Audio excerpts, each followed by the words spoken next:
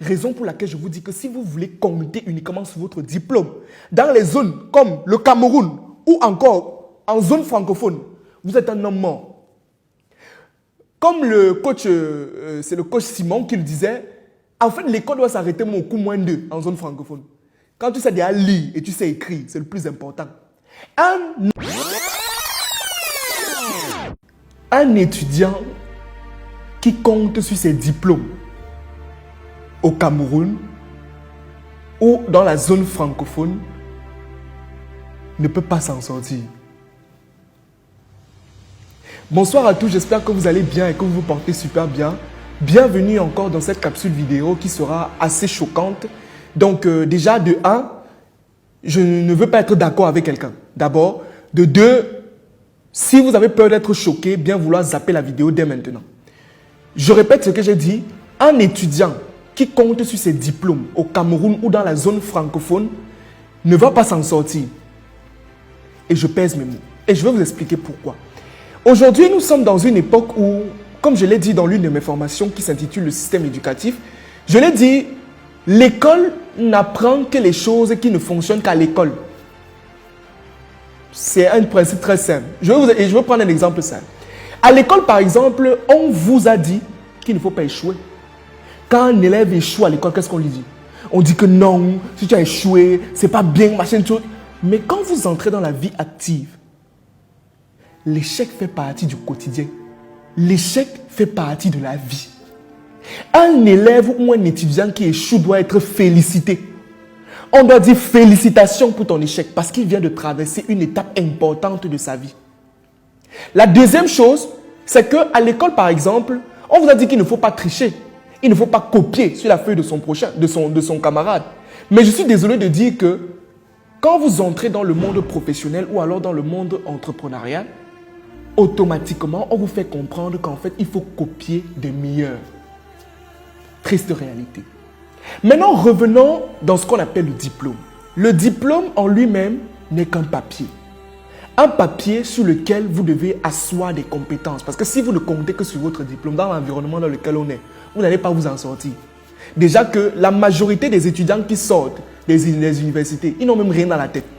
Parce que tout est purement théorique. Le mal en fait dans la théorie, c'est que, moi je dis souvent qu'on ne peut pas bien apprendre quelque chose, on ne peut pas maîtriser quelque chose si on ne pratique pas. C'est impossible. Vous aurez beau aller à l'école réciter, la comptabilité est l'ensemble des... Le journalisme c'est ceci. Mais si vous ne partez pas un jour pratiquer cette comptabilité ou ce journalisme-là, vous n'allez jamais être performant. Raison pour laquelle vous allez voir des masters 2, soi-disant, qui sortent de l'école. Mais on va demander, qu'est-ce que tu peux faire de manière opérationnelle? Il ne peut rien faire. Raison pour laquelle je vous dis que si vous voulez compter uniquement sur votre diplôme, dans les zones comme le Cameroun ou encore en zone francophone, vous êtes un homme mort. Comme le coach, c'est le coach Simon qui le disait, en fait l'école doit s'arrêter au coup moins 2 en zone francophone. Quand tu sais déjà lire et tu sais écrire, c'est le plus important.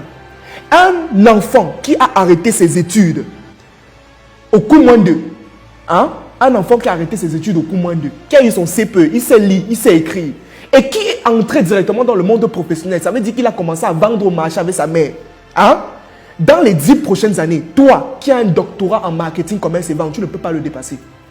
Impossible, tu ne peux pas le dépasser. Parce qu'il est au cœur de la pratique. Il est au cœur du relationnel. Mais toi, tu es sur les bancs en train de réciter le marketing, c'est l'ensemble des... Pour moi, la pratique est plus importante que la théorie.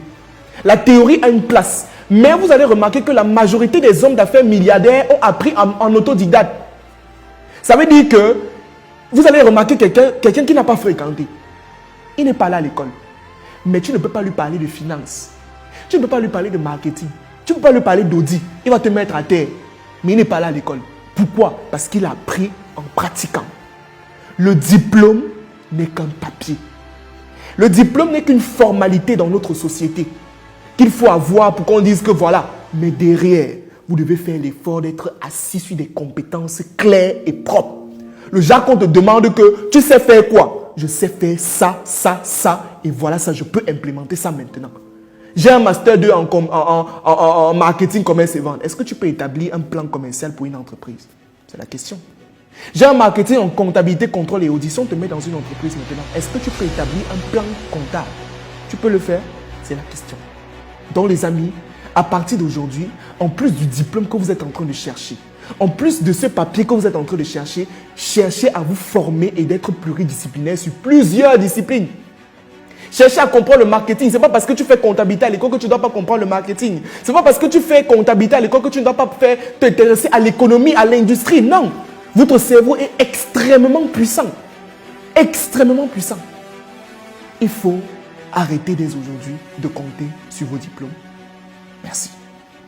Marketing et neuromarketing au XXIe siècle. Branding, image, influence et réputation d'un entrepreneur. Les techniques imparables pour mieux vendre au XXIe siècle. 3 formations mythiques que j'ai décidé de mettre